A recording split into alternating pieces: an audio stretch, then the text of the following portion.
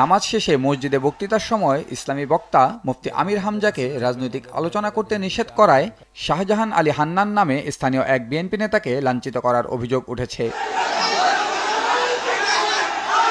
গতকাল শনিবার বিকেলে সদর উপজেলার বটতৈল ইউনিয়নের বরিয়া জামে মসজিদে এই ঘটনা ঘটে। এই ঘটনার একটি ভিডিও ক্লিপ সামাজিক যোগাযোগ মাধ্যম ফেসবুকে ছড়িয়ে পড়েছে। শাহজাহান আলী হান্নান বটতৈল ইউনিয়ন বিএনপির সভাপতি, এছাড়া বরিয়া জামে মসজিদের সভাপতিও তিনি।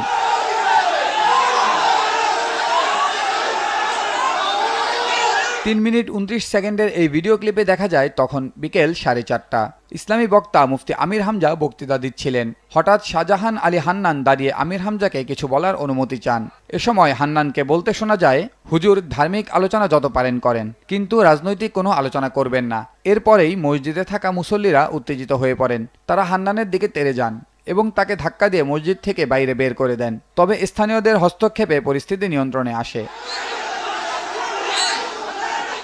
আহত বিএনপি নেতা শাহজাহান আলী হান্নানের দাবি, নামাজ শেষে আমির হামজাকে রাজনৈতিক আলোচনা করতে না করায় লোকজন আমার দিকে তেড়ে আসেন। তবে এ ঘটনায় মুফতি আমির হামজা দুঃখ প্রকাশ করেছেন বলেও জানান হান্নান।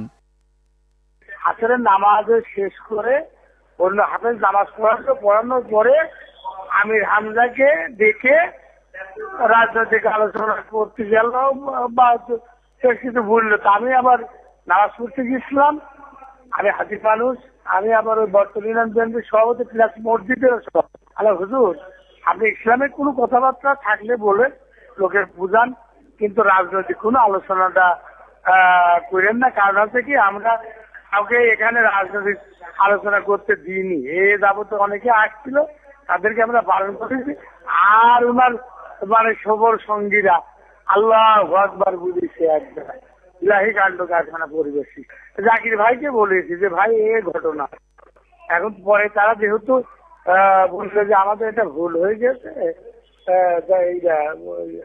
আমির হামজাই বললো যে ভাই এটা আমরা ভুল হয়ে গেছে, ক্ষমার দৃষ্টি দেখবেন। প্রসঙ্গত, আগামী জাতীয় সংসদ নির্বাচনে কুষ্টিয়া 3 আসনে ইসলামী বক্তা মুফতি আমির হামজাকে সম্ভাব্য প্রার্থী ঘোষণা করেছে বাংলাদেশ জামায়াতে ইসলাম। ভেঙে যাবে, এটা নবীর ভবিষ্যৎবাণী আছে। নিউজ ডেস্ক, দেশ টিভি।